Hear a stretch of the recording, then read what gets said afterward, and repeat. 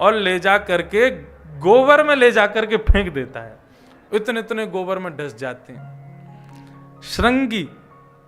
दूसरा बताया अग्नि। मैया जब चूल्हे पर भोजन बनाती, आपके यहां बनता है चूल्हे पर भोजन? चूल्हा ही नहीं जानते।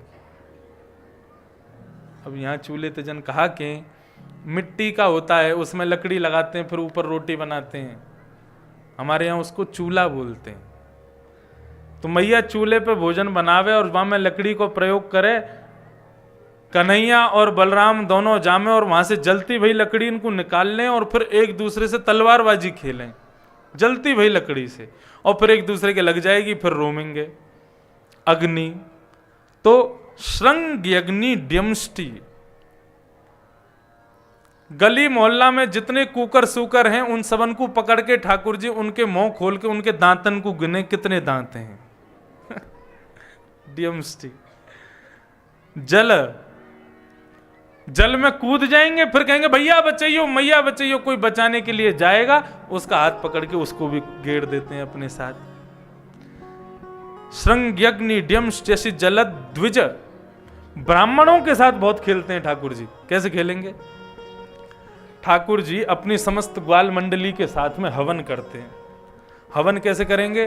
बोले जंगल में जाके सूखे पत्तों को इकट्ठा करेंगे, उसके बीच में अग्नि जला देंगे, अग्नि चेता करके, और चारों तरफ समस्त ग्वाल बालों के संग बैठ जाएंगे और बीच में बैठ करके फिर ऐसे मुंह चलाएंगे, स्वाहा डालो। तो सब ग्वाल बाल सूखे पत्तों का चूरा ही उसमें डालते हैं। हवन आदि करने के बाद में फिर मधुमंगल भगवान का मित्र वो कहेगा, कन्हैया हवन के बाद ब्राह्मण भोजन कराना चाहिए, चल न्योता दे के हमें। तो गोकुल के समस्त ब्राह्मणों के पास में ठाकुर जी सबके घर जाएंगे और सबके घर जाके कहेंगे, जय हो विप्र देवता प्रणाम। बोले आओ भैया नंद नंदन कैसे आए? आज हमारे घर यज्ञ भयो है, आपको भोजन पावे आनो भंडारो पावे। ठाकुर जी के जाते ही ब्राह्मण अपनी ब्राह्मणी से कहते हैं, आज चूल्हा मत जलाना घर में। क्यों? बोले नंद बाबा के यहाँ भोजन है, टिफिन तैयार करो, खुद खा के आएंगे, पूरे परिवार के लिए लेके आएंगे। नंद बाबा के यहाँ 56 भोग बनते हैं, एक आध रोटी से काम नहीं चलाते। देखो एक बात सुन लो, काम की बात। ब्राह्मण को 3 बार प्रणाम करना चाहिए। क्यों प्रणाम करना चाहिए? ब्राह्मणोश्य मुखमासीत, भगवान का मुख माने जाते हैं ब्राह्मण। कब? बोले पहला शिव पूजान्ते, शंकर जी की पूजा घर में कराओ, रुद्राभिषेक कराओ, रुद्राभिषेक कराने के बाद में ब्राह्मण के चरणों में प्रणाम करो तो ब्राह्मण का आशीर्वाद फलेगा। दूसरा भोजनान्ते, उसको भोजन कराओ, भोजन के बाद में दक्षिणा दे के प्रणाम करो तो उसका आशीर्वाद फलेगा। लेकिन भोजन कैसा होना चाहिए? बढ़िया होना चाहिए। नहीं कि 2-4 दिन की पड़ी हुई सब्जी गर्म करके और ऐसे रूखी सूखी रोटी खवाए दो बाकू, बढ़िया बनाओ। भोजनांते, शिव पूजांते, और तीसरा बताया जब प्रातःकाल ब्राह्मण उठ करके संध्या वंदन गायत्री करके अपने नियम से जैसे ही उठे तुरंत प्रणाम कर लो। ये 3 समय में ब्राह्मण को प्रणाम करने से उसका आशीष फलता है। कब फलता है? बोले त्रिभिर मासे त्रिभिर पक्षे त्रिभिर वर्षेन सिद्ध्यते। ये कौन कह रहे हैं पता है? शुक्राचार्य जी महाराज बता रहे हैं बलि को, राजा बलि को, जिसने स्वर्ग जीत लिया था। तो उसको कहते हैं 3 बार प्रणाम करो और 3 बार में तुमको फल मिलेगा। यदि बहुत श्रद्धा से प्रणाम किया होगा तो त्रिभिर पक्षे, 3 पक्ष के भीतर भीतर उसका आशीर्वाद फल जाएगा। थोड़ी कम श्रद्धा से प्रणाम किया होगा तो त्रिभिर मासे, 3 महीने में उसका फल मिलेगा। और बिल्कुल अश्रद्धा से बस ठीक है। लोग आजकल पांव भी कैसे छूते हैं? पैर नहीं छूते, यहां जांग पे हाथ लगाते हैं और उसको भी एक हाथ से छुएंगे और यूं नहीं कि पूरा जाने क्या। आजकल तो पैर ही नहीं छूते, सेल्फी सबसे बड़ा पैर छूना है सबके संग। प्रणाम कैसे होना चाहिए? दंडवत प्रणाम। हम तो प्रणाम करवाते ही नहीं खैर अपने, लेकिन फिर भी किसी ब्राह्मण श्रेष्ठ विद्वान को प्रणाम कैसे करना चाहिए? दंडवत। 6 अंग पृथ्वी पर छुपते हैं तब दंडवत होता है। दोनों हाथ, दोनों पैर, नासिका, वक्षस्थल, ये सब जब छुपते हैं तब दंडवत प्रणाम होता है। ऐसे जरूरी नहीं है पैर छुपने ही चाहिए, दूर से भी कर सकते हो, तो ऐसे प्रणाम होना चाहिए। तो भगवान समस्त ब्राह्मणों के पास जाते, आज हमारे यहाँ भोजन करने आना है, तो सभी ब्राह्मण अपने घर में मना कर देते, आज भोजन नहीं बनाना। क्यों? नंद बाबा के यहाँ भोजन है, बढ़िया पकवान बनते हैं वहां तो। और कई ब्राह्मण तो सुबह से ही नमक का पानी पीना शुरू कर देते हैं, उससे भूख और तेज हो जाती है, ताकि शाम को जाकर के खूब पकवान खाने को मिले। अब शाम को सभी ब्राह्मण इकट्ठे होते हैं, बढ़िया पटका वटका डाल के, चंदन लगा के, इत्र लगा के, बगलबंदी धोती पहन के, और सब जा रहे हैं नंद भवन। अटारी पर बैठी है यशोदा मैया, ऊपर से देखती है इतने सारे ब्राह्मण आ रहे हैं, तुरंत दौड़ करके नीचे आती है, सबको प्रणाम करती है। आज इतने सारे भूदेव कैसे बिना आमंत्रण के घर आ गए हमारे?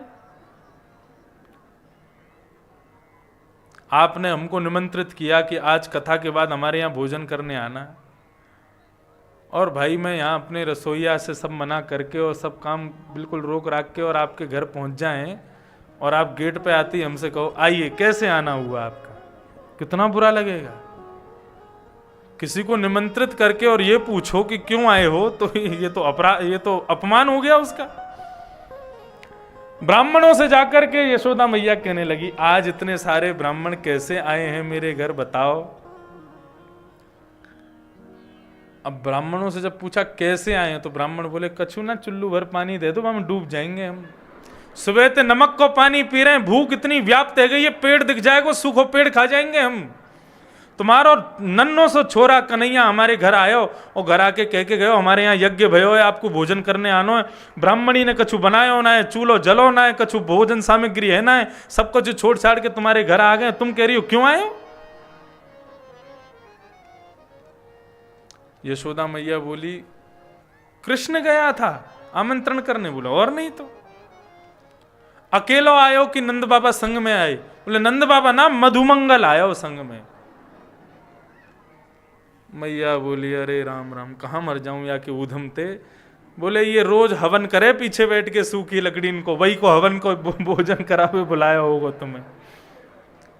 आओ तुम्हारे यजमान से मिलने, भोजन की व्यवस्था तो मैं कर दूंगी, लेकिन पहले यजमान से मिल तो लो, यजमान को आशीर्वाद तो दे दो।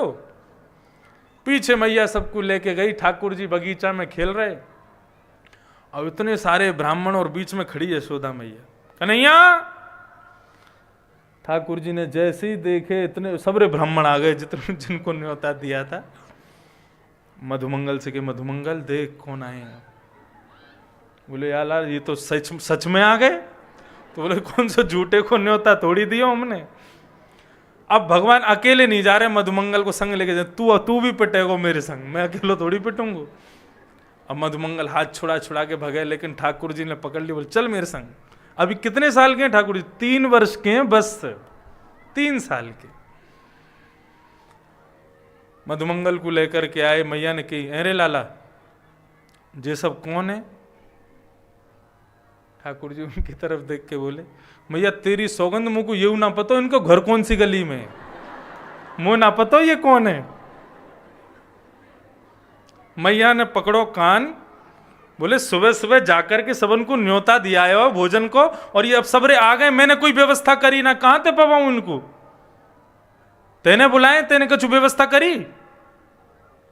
मैया सीधी सी बात है, तू भी बेमतलब में लड़ रही है मुझसे। मैंने हवन कियो, हमारे हवन में कोई वेद मंत्र नहीं थे, हमारे हवन में ब्राह्मण नहीं थे, हमारे हवन में सामग्री नहीं था, फिर भी हमारा हवन पूरा है गयो ना। ऐसे ही बिना रोटी सब्जी पूड़ी दाल चावल के ये लोग भी खाली पत्तल लेके कहते हैं वाह भाई बहुत बढ़िया बनो, एक एक सामग्री मुख में ले लें, जैसे हमारा हवन वैसे इनको भोजन। तो संज्ञक निड्यम से जलद द्विजकंटकेभ्य, ठाकुर जी ऐसो उधम मचा में हो, ऐसो चटक मटक सो ठाकुर, तीनों लोकन हूँ मैं नाय। हो ऐसो चटक मटक सो ठाकुर, तीनों लोकन हूँ मैं नाय। ऐसो चटक मटक सो ठाकुर, तीनों लोकन हूँ मैं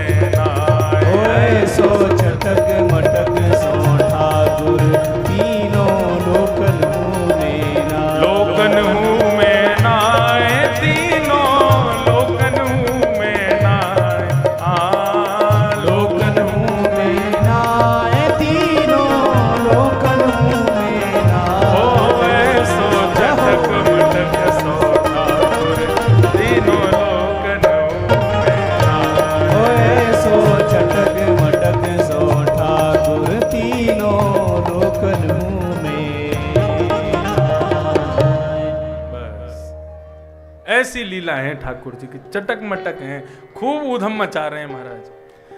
अब इसके बाद आती है माखन चोरी लीला। ठाकुर जी ने माखन चोरी लीला क्यों प्रारंभ की, सुनिएगा। भगवान अपने समस्त ग्वाल बाल मंडली के साथ में खेलते हैं। अब एक आध बार किसी को जोर से धक्का लग जाए, किसी को जरा सी भी चोट लग जाए तो सब रोते हैं। भगवान कहते हैं अब भाई खेल खेलोगे तो रो लगती तो है, रोते क्यों? अपने घर को मक्खन खाए करो, दूध पिए करो, खूब बढ़िया घी खाए करो। हम गोकुल में रहते हैं, गोकुल यानी कि जहां पर प्रत्येक घर में कम से कम 10,000 गौवंश है, उसको गोकुल कहते हैं। तभी भगवान के मित्र बोले, लाला तू तो राजा को बेटा है, तू को तो सब खावे को मिले, लेकिन हम ब्रजवासियों के ऊपर एक मथुरा के राजा कंस ने नियम लगा रखा है। क्या? बोले कि कोई भी ब्रजवासी, कोई भी गौ सेवक, गौ वत्स अपने घर में गौरस को नहीं रख सकता। ये सारो दूध, दही, घी, मक्खन सब निकाल निकाल के हमको मथुरा भिजवानो पड़े, तभी हमको राशन पानी मिलेगा। नहीं तो यदि कोई के घर में यदि माखन मिश्री या माखन दही आदि दिख जावे तो कंस के दूत आकर के वाकई खूब पिटाई करें। तुम तो राजा हो वृंदावन के, तुम्हारे पिताजी तो राजा हैं ब्रजमंडल के, या हमारे कंस उनसे कछु ना के तो कुछ सब खावे को मिले, हमें ना मिले। भगवान बोले गौरस का विक्रय कंस राक्षस के यहां होता है? बोले हाँ। भगवान बोले देखो भाई, मक्खन तो खानो पड़ेगा, दही तो खानी पड़ेगी, गौरस तो खानो पड़ेगा, चाहे उसके लिए चोरी ही क्यों ना करनी पड़े, चोरी करके खाओ। मधुमंगल बोलो लाला देख तू जो कहेगो सो करेंगे, लेकिन चोरी करवे की मत के। क्यों? हमारी मैया के चोरी करवे तो भ्याना होवे, और चोरी करेंगे भ्याना होगा फिर हमारा। बोले तो ऐसा दुबरो पत्रो बनो रहेगो, वैसे तेरो भ्याना होगो। अरे नेकात मक्खन आदि खावेगो तभी तो तेरो शरीर बनेगो। भगवान ने तो निर्णय ले लिया कि कल से भैया चोरी करेंगे। ग्वाल बाल बोले हम नहीं करेंगे। तो बोले ठीक है, तो फिर कल से हम लोगों के संग मत खेलना, मैं और दाऊ दादा अकेले खेलेंगे, तुम लोग अकेले अपनो अलग अपनो मंडली बनाए लो। सब ग्वाल बाल बोले लाला तू कछु कह करवे कि अपने से दूर मत करे। ठीक है, तू कह रहे हो चोरी की तो हम चोरी करेंगे। और भगवान ने चोरी करना प्रारंभ किया। उस लीला का वर्णन श्री शुकाचार्य कर रहे हैं कि वत्सान मुंचन क्वचिद समय क्रोश संजात हास स्तेयं स्वादत्यधिपयः कल्पितैस्तेययोगैः किमर्कान् भोक्षन् विभजति सचेन नात्रिभाण्डं भिनत्ति द्रव्यालाभे सग्रह कुपितो यात्युपक्रोश्यतो। कैसी चोरी कर रहे हैं भगवान? वत्सान मुंचन। अब ठाकुर जी ने अपनी ऊधम की जो श्रेणी है, जो गतिविधि है, उसको बदल दिया। गोपियों के घर जाते हैं और जैसे ही दूध निकालने का समय होता है, उससे पहले जिस घर में ठाकुर जी को दही दूध नहीं मिलता, उस घर में ठाकुर जी जाते हैं और जाकर के छोटे छोटे बछड़ा बछियाओं के गले के रस्सा खोल देते हैं। सारा दूध वही पी जाते हैं, दूध मिलता ही नहीं है। मतलब किसी भी प्रकार से दूध, मक्खन, दही कंस के पास नहीं पहुंचना चाहिए। यह था भगवान का उद्देश्य माखन चोरी के पीछे। तो ठाकुर जी क्या करें? बोले वत्सान मुंचन। गोपियों के घर में जाते हैं और जाकर के बछड़ाओं को खोल देते हैं। तो बछड़ा जैसे ही खुलते हैं, सीधे अपने मैया के थन में मुख लगा करके सारा दूध पी जाते हैं। और गोपी जब तक आकर के धार काटने बैठती है तो उसमें कुछ बचता ही नहीं है। ऐसो ऐसो उधम मचा में कन्हैया। अच्छा, ये जो लीला अभी आप लोग सुन रहे हो, इस लीला का प्रारंभ कैसे होता है? ठाकुर जी ने गौरस चुराना शुरू कर दिया। गौरस चुराते हुए ठाकुर जी को 1 महीना हो गया। तब गोपांगनाएं, ब्रज की गोपियां, वो भगवान से बहुत प्रेम करती हैं। सब भगवान को देखने के लिए तरसती हैं, सबकी इच्छा होती है आज नंदलाला दिखो कि ना दिखो, बोले आज तो ना दिखो। वहां से पूछेंगे तेने कब ते ना देखो, बोले मैंने 10 दिन आते ना देखो। तेने कब ते ना देखो, बोले मैंने तो महीना ते ना देखो। तो आज सब गोपियां यमुना जल भरती हुई आपस में मंडली में विचार करती हैं कि एक काम करें, ठाकुर जी की झूठी झूठी उल्हाने लेकर के हम चलें और जाकर के यशोदा मैया को सुनावें, और यशोदा मैया उन उल्हाने को सुन के डांटवे के काजे कन्हैया को बुलावे कि सोई कन्हैया दिख जाएगा। तो इस समस्त गोपांगनाएं आज नंद भवन में पहुंची और यशोदा मैया को बुलाया। यशोदा मैया आई, बोले आज कैसे नई नई बहू मेरे पास आई हैं, क्या बात है। तब गोपियां ये कह रही हैं, बोले मैया अपने लाला को समझा लो, नहीं तो काउदना यदि हमने वाकू हाथ लगा दियो तो फिर तुम कहोगी मेरे लाला को काई को मारो। बोले मेरे लाला को काई को हाथ लगाओ, कहा क्यों मेरे लाला ने। बोले तुम्हारे लाला के अंदर सबसे बड़ा दुर्गुण है चोरी करे घर घर जाए के।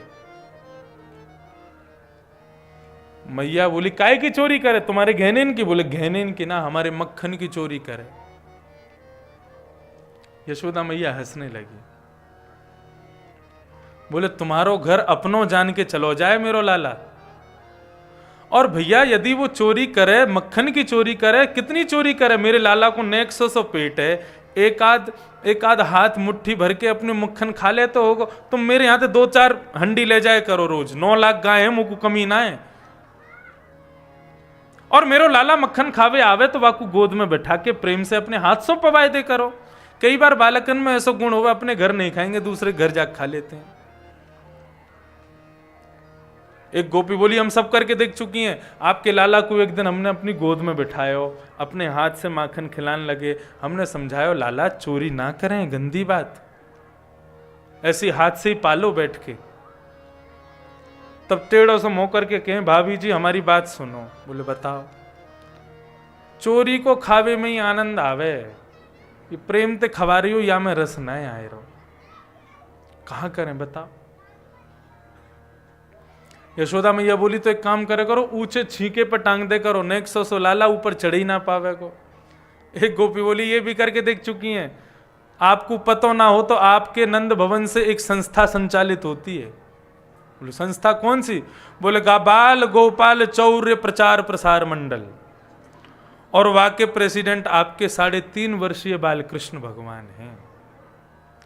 बोले इनकी मंडली में हमारे भी बालक हैं, हम सबके बालक छोटे छोटे बालकन को लेकर के ये चले जाएं। जैसे ही हमारे गोकुल में कोई नए बालक को जन्म होवे, सोई कन्हैया की मंत्रणा शुरू हो जाए। जैसे ही 2 साल को होगा, याकू अपनी संस्था में शामिल करना है, याकू भी चोरी सिखानी है।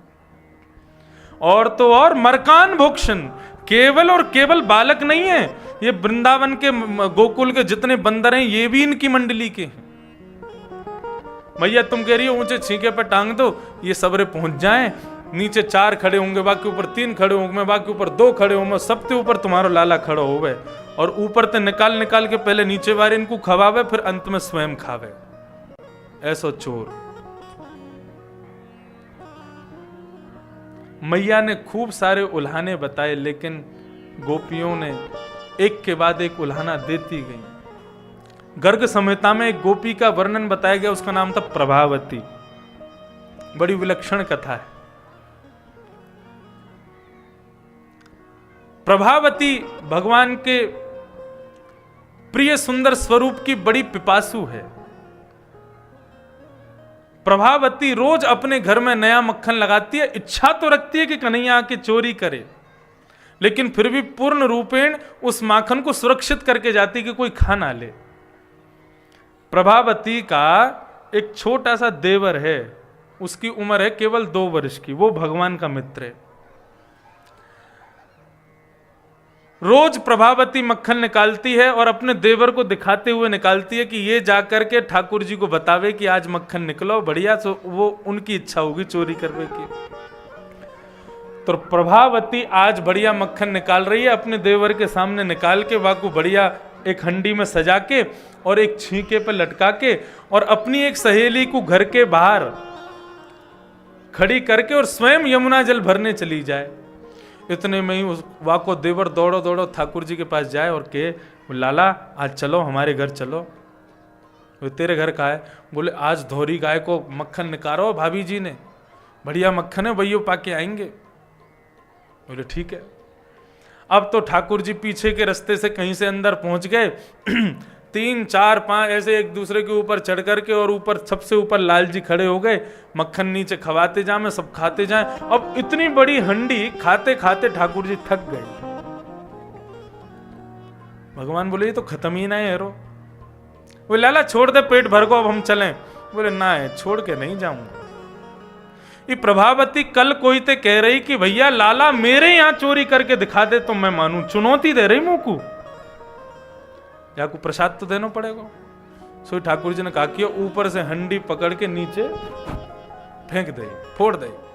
और सब ग्वाल बालन थे बोले या को पूरा चौका लगा दो, चौक में पूरा मक्खन बिछाए दो। अब सब ग्वाल बालों ने पूरा मक्खन पूरे चौक में लगा दिया। प्रभावती आई, विशाल स्वरूप है, गजगामिनी प्रभावती सिर पर रख करके, और यमुना जल की हंडी, और गज की तरह चलती हुई आ रही है। अपनी सहेली से पूछते कोई आया तो नहीं? बोले कोई ना आयो, अंदर सब सुरक्षित है। और ठाकुर जी पीछे खड़े हैं, खिड़की के पीछे अंदर अंधेरे में खड़े हैं कि देखने। बोले अब मजा आएगा, देखियो अभी अंदर आवेगी। और जैसे ही उसने किवाड़ खोल करके अंदर प्रवेश करके अपना पहला पैर रखा है, राजधानी एक्सप्रेस की तरह फिसलती भाई सीधी सिर लगता उसका दीवार में जाके, फिर वहां से उठे, फिर गिरे, फिर उठे, फिर गिरे, फिर उठे, फिर गिरे। अब एक तो मक्खन ऊपर से उसमें यमुना जल और मिल गया है, और चिकनी हो गई। अब ठाकुर जी दूर खड़े के ठेंगा दिखा रहे हैं, कह रही सबंते मैं चोरी नहीं करूंगा, देख ले। प्रभावती के हाथ पांव में चोट लग गई, जैसे तैसे खिसकती खिसकती बाहर आई, और यशोदा जी के पास जाकर के खूब शिकायत करने लगी, तेरे लाला को देख लूंगी काउदना, और यों त्यों। यशोदा बोली मेरे लाला के पीछे पड़ी रहो, जादना रंगे हाथ पकड़ो, वादना लेके आई हो यहाँ पे, वहां से पहले आवे की कोई जरूरत ना है। प्रभावती बोली मैंने भी रंगे हाथ नहीं पकड़ो तो मेरो नाम प्रभावती। गर्ग संहिता में ये कथा है। आज फिर से मक्खन निकाला और अपने देवर को दिखा दिखा के कर रही है। देवर ने देखो, बोले आज भी मक्खन निकालो है। सोई ठाकुर जी के पास गए, ठाकुर जी सब बैठ के आपस में मंत्रणा कर रहे थे, आज चोरी कहाँ करनी है। सब बोले बोले प्रभावती क्या करेंगे, कल बड़ा मजा आया था वहां पे, आज भी वहीं करेंगे। उसके देवर ने बताया, बोले आज भी भाभी ने बहुत बढ़िया मक्खन निकालो, वहीं चलो। अब तो सब झुंड बना करके पहुंच गए। प्रभावती ने अपने देवर को ऐसा दिखाया कि वो यमुना जल भरने चली गई, लेकिन आगे से घूम के पीछे की खिड़की से अंदर आके और एक कोने अंधेरे में बांस का बढ़िया डंडा लेकर के खड़ी हो गई है। बोले अब क्या आके दिखाएं ये। ठाकुर जी आए, बोले कहाँ है देख वो रो। 5 4 3 2 और सबसे ऊपर ठाकुर जी, और लेकर के जैसे ही नीचे देनो शुरू किया, और नीचे सबन के हाथ में जैसे ही मक्खन लगो, इतने में ही विशाल डंडा लेकर के प्रभावती आई। बोले भाग यहां से बंदर। जैसे ही प्रभावती आई तो सब नीचे से छोड़ छोड़ के भागे, ठाकुर जी अकेले लटके रह गए छींके पे। सब भाग गए, अकेले ठाकुर जी बैठे ऊपर। प्रभावती देख ले मुंह को लग जाएगी, और मेरे लग गई तो फिर बोले कल मेरे भी लगी बहुत जोर थे, आज नहीं छोड़ूंगी तो आ नीचे। बोले देख तू जो कहेगी सो करेंगे, लेकिन हमको मारियो मत। बोले जो कहूंगा सो, जो कहूंगी सो करेगा। बोले हाँ करूंगा। बोले नीचे आ और मेरे संग अपनी मैया के पास चल, आज मैं नहीं तेरी मैया तो को मारेगी। ठाकुर जी जैसे तैसे उसकी गोद में बैठ करके नीचे आए, और प्रभावती ने भगवान का हाथ पकड़ा जोर से कस के, और घूंघट निकाल के, और गोकुल की गली में चिल्लाती हुई जा रही है, देख लो ये यशोदा बहुत हितैषी बनती है अपने लाला की, आज मैंने रंगे हाथ पकड़ो है याकू, आज याकू सबक सिखा के रहूंगी मैं। और हाथ पकड़ करके ठाकुर जी को ले जा रही है। ठाकुर जी बोले क्या करें, पीछे पूरी ग्वाल मंडली भी धीरे धीरे आ रही है। बोले आज हमारे प्रेसिडेंट साहब पकड़े गए, आज तो लगता हमारी संस्था बंद ही है जाएगी। यशोदा मैया के पास सबूत के सहित जा रहे हैं ठाकुर जी। भगवान थोड़ी देर तो चलते रहे, फिर प्रभावती के देवर को बोला सुन यहाँ पे आ। वो भगवान के पास आ गया, भगवान ने उसका हाथ पकड़ लिया। अब आगे चलती जा रही है, भगवान का हाथ पकड़ के भगवान बोले, प्रभावती तेने बहुत जोर ते मेरे कोमल हाथन को पकड़ो भयो, मुंह को दर्द है रहे हो। तो बोले मैं कहा करूं? बोले एक काम करिए, हाथ को छोड़ दूसरे हाथ को पकड़ ले।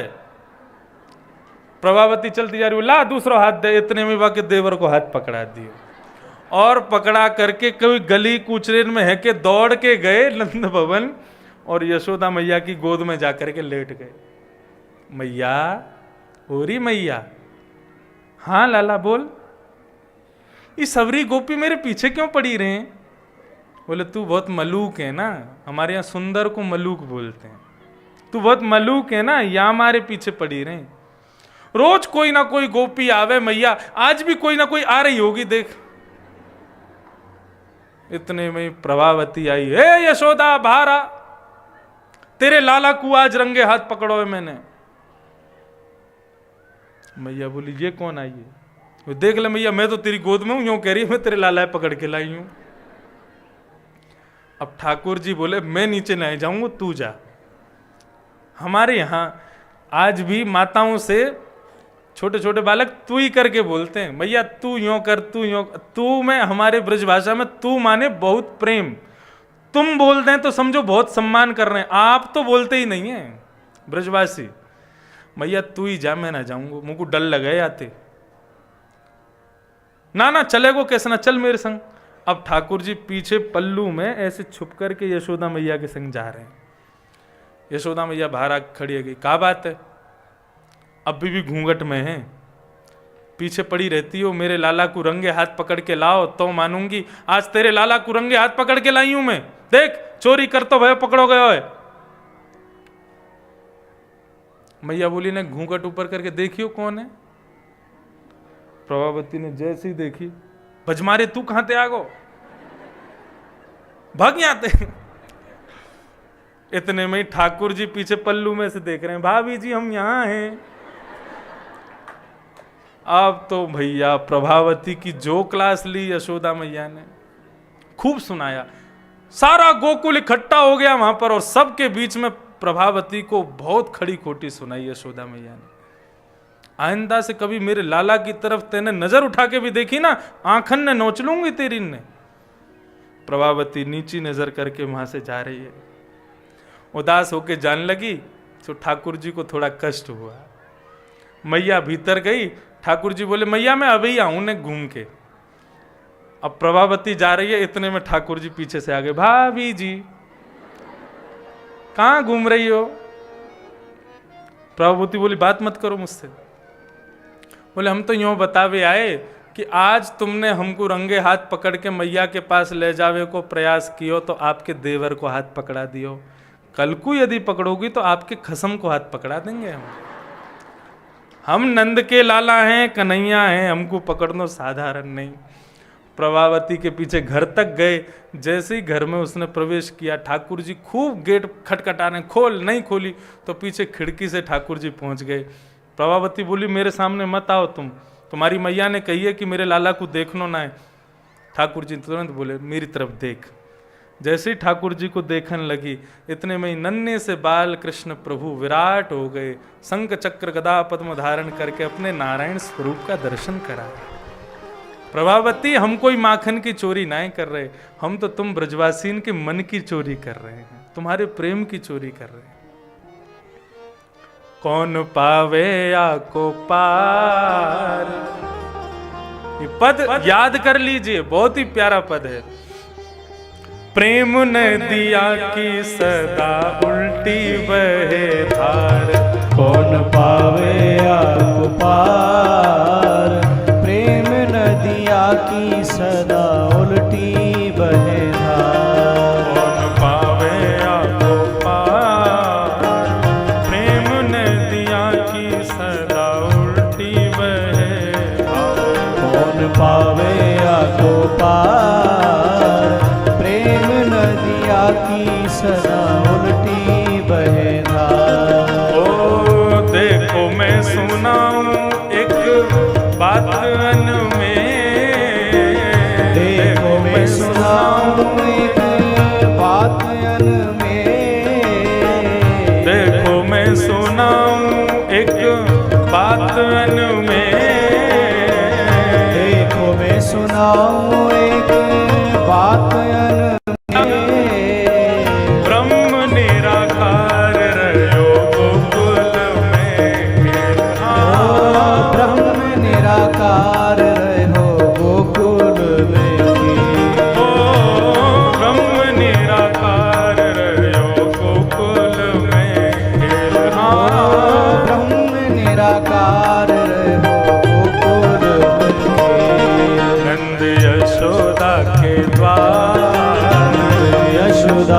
द्वार, नंद यशोदा के द्वार, यशोदा के द्वार। ओ प्रेम नदिया की सदा उल्टी बहे धार। कौन खावे आको पार, प्रेम नदिया की सदा उल्टी बहे धार। कौन पावे आपको पार, प्रेम नदिया की सदा उल्टी बहे धार। कौन पावे आको पार, प्रेम नदिया की सदा उल्टी बहे धार। विष्णु अवतार विश्व पोषण करण, विष्णु अवतार विश्व पोषण करन। भगवान विष्णु अवतार विष्णु सहस्त्र नाम में लिखा है विश्वम विष्णु वसत्कारो। पहला श्लोक ही यही है। विष्णु का अवतार क्यों हुआ, कृष्ण बन के क्यों आए? विश्व के पोषण भरण के लिए आए हैं। कैसो पोषण भरण कर रहे हैं, सुन ही रहे हो आप। ओ विष्णु अवतार विश्व पोषण भरण, विष्णु अवतार विश्व पोषण करन। और सोई कर चोरियां अहीर घर, सोई कर चोरियां अहीरन करन। भगवान विष्णु का अवतार विश्व के भरण पोषण के लिए हुआ है, लेकिन हमारे ब्रजमंडल में विष्णु को देखो क्या कर रहे हैं। बोले अहीरों के घर जा जा करके चोरी कर रहे हैं। सोई कर चोरियां अहीर घर, सोई कर चोरियां कैसे? अहीरन करन।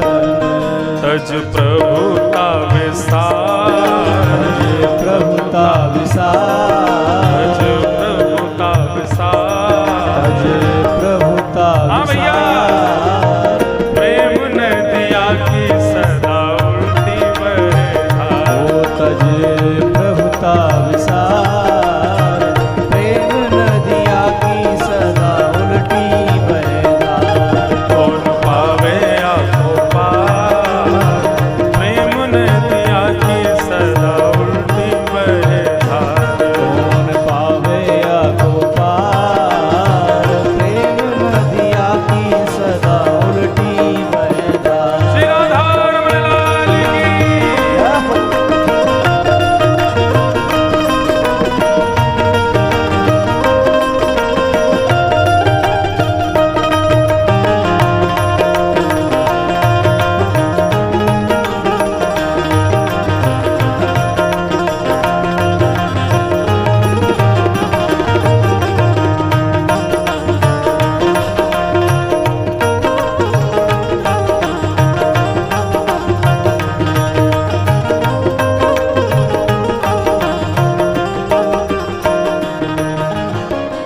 प्रेम को प्रमुख, प्रेम का आपको वास्तव में प्रेम जानना है ना, प्यार जानना है तो दिल्ली बंबई और ये बड़े बड़े शहरों में दिख जाएगा।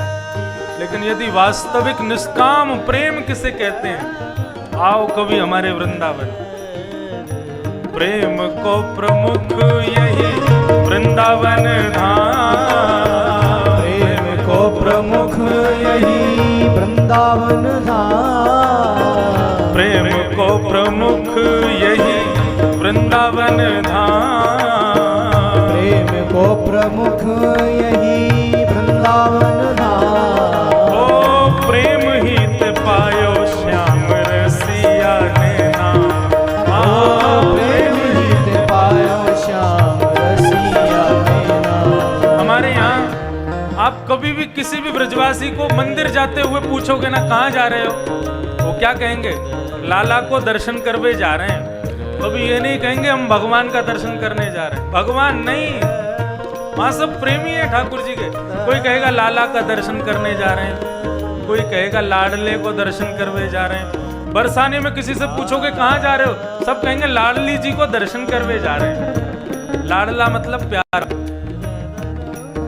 हमारे ब्रज में कोई भी ठाकुर जी को भगवान नहीं बोलता, सब लाल जी बोलेंगे, लाडला बोलेंगे, कन्हैया बोलेंगे, कृष्ण बोलेंगे, भगवान कोई नहीं बोलता।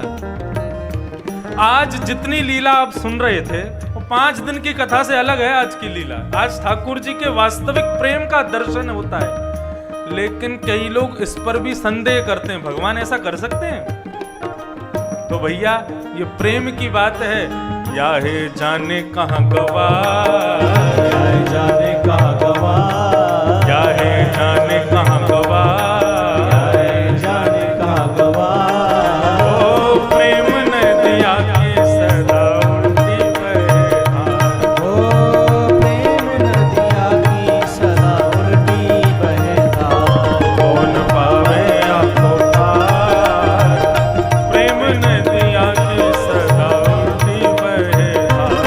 कौन पावे आपको पार, प्रेम नदिया की सदा उल्टी बहे धार। ओ प्रेम नदिया की सदा उल्टी बहे धार। प्रेम नदिया की सदा उल्टी बहे धार। हाँ, प्रेम नदिया की सदा उल्टी बहे धार। प्रेम नदिया की सदा उल्टी बहे धार। ये प्रेम की बात है ऊधो, बंदगी तेरे बस की नहीं। ये अभी तक जो आप चर्चा सुनते आ रहे हैं ना, ये परब्रह्म निराकार निर्गुण निराकार ब्रह्म ही ये लीला कर रहे हैं, लेकिन केवल ब्रजवासियों के प्रेम के वशीभूत होकर ऐसी लीला कर रहे हैं। भगवान ने माखन नहीं, मन चुराया ब्रजवासियों का। और क्यों चुराया माखन, वो मैंने बताया ही। इस प्रकार ठाकुर जी लीला कर रहे थे। एक दिन ठाकुर जी सुबह उठ करके जाते हैं और अपनी आंखों को ऐसे जोर से मीड़ते हैं, तो रात में काजल लगाया मैया ने, सुबह सुई बन गए जगन्नाथ। काले काले आंख ठाकुर जी के, और मैया की गोद में जाके लेट गए। मैया दही मथ रही है, सो मैया की गोद में पौड़ के बोले, मैया मुँह को अपना दूध पिवा। लाला अब तू बड़ो है गो, अब मत पिए कर, देख गैया को दूध ना, मुँह को तेरो ही पीनो है। सो मैया को दूध जैसे ही ठाकुर जी मुख में लेके पीन लगे, अरे कहां तक कहें, गर्ग संहिता में लिखा है ठाकुर जी ने जब गिरिराज पर्वत धारण किया, आज कथा आएगी, तो गिरिराज पर्वत 7 दिन 7 रात्रि पर्यंत धारण करने के बाद जैसे ही ठाकुर जी ने गिरिराज जी को पुनः विराजमान किया, तो यशोदा मैया ने जाके लाला को अपनी गोद में ले लिया और लाला के हाथ को दबाने लगी। लाला थक गए हो, हार गए हो? बोले मैया बहुत हार गए हो। कैसे दूर होगी तेरी थकान? बोले अपना दूध पिवा दे, सोई ठीक है जाऊंगा मैं। ऐसो प्रेम करें यशोदा से। 7 वर्ष के थे जब कन्हैया ने गिरिराज उठाया, तो मैया को दूध पीने लगे, सो सामने अंगीठी पर जो गऊ का दूध गर्म हो रहा था, उसके मन में विचार आया, आज ठाकुर जी मेरा भोग नहीं लगाएंगे, और यदि मेरा भोग नहीं लगेगा तो मेरा जीवित रहना बेकार है। तुरंत वो अंगीठी में से निकल करके खुद को जलाने लगा, अपना वध करने लगा। उस जलते हुए दूध को देख, निकलते हुए दूध को देख मैया बोली, अरे अरे सबरो दूध निकल जाएगा। सोई दूध पीते भय लाला को अपने से दूर करके, दूर पटक के, और मैया बात दूध को संभालने चली गई। क्रोध में भर गए ठाकुर जी, मैया तू अभी हमारे मूल्य को जाने ना है। श्री सूरदास जी महाराज कहते हैं, मैया शोधन परो क्षीर सागर में, वेदहु पार न पायो मैया, नारायण घर आयो। नीके राख यशोदा मैया, नारायण घर आयो। यह धन धर्म ही ते पायो। मैया ये साधारण नहीं है जिस बालक को तुमने अपनी गोद से ऐसे पटक दिया। शोधन पड़ो शीर सागर में, वेदहु पार न पायो। ब्रह्मा शंकर आदि देवता भी जिनके दर्शन के लिए तरसते रहते हैं, हाथ जोड़ के खड़े रहते हैं, वो तुम्हारे घर में खेल रहा है मैया। ठाकुर जी बोले, हम बढ़िया पूत प्रिय ना है, दूध प्रिय है। रुक जाया, दूध को ही देखूं। सो ठाकुर जी ने एक डंडा लिया और सारी मटकियां फोड़ दी, जितना गौरस रखा था सब फोड़ दिया। मैया ने जैसे ही देखा, मैया बोली आज अगर लाला को दंड नहीं दिया तो बिगड़ जाएगा। और मैया ने एक छड़ी उठाई और आगे आगे कन्हैया और पीछे पीछे मैया डंडा लेके दौड़ रही है।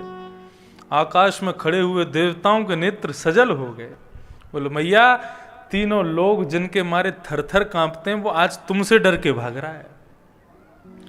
मैया के केशों में लगे हुए पुष्प झरझर के गिरने लगे। मैया, हम तेरे सिर पर रहने योग्य नहीं, तेरे चरणों की धूल हैं हम। मैया पीछे पीछे छड़ी लेके दौड़ रही है। थोड़ी दूर जाके हार गई, थक गई।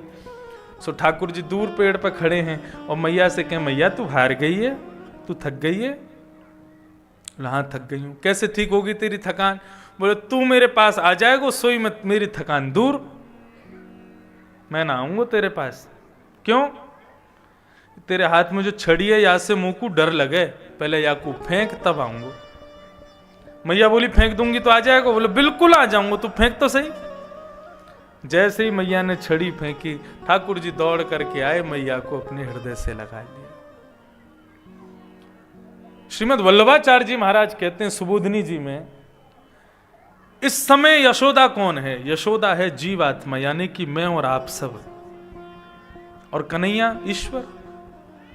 लेकिन जीव के हाथ में जो ये छड़ी है, ये छड़ी क्या है? ये अहंकार, अभिमान।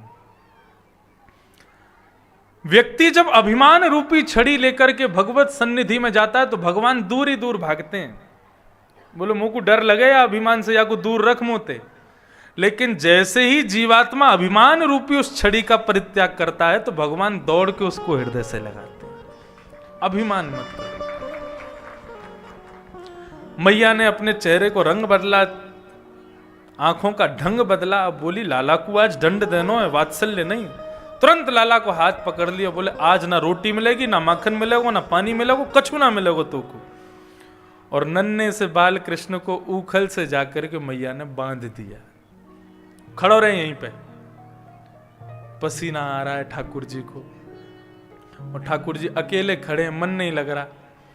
इतने में ही दो वृक्ष खड़े थे आसपास, उनके बीच में होकर के ठाकुर जी निकलने लगे। जैसे ही जोर से झटका दिया, दोनों वृक्ष गिर गए। कुबेर के पुत्र नलकुवर और मणिग्रीव दोनों प्रकट हो गए। इन्होंने भगवान की स्तुति गाई है, बहुत सुंदर स्तुति। कि वाणी गुणानुकथने श्रवणो कथाया, हस्तौ च कर्म सुमनस्तव पादयोर्न, स्मृत्यां शिरस्तव निवास जगत् प्रणामे, दृष्टिः सतां दर्शनेस्तु भवत्तनूना।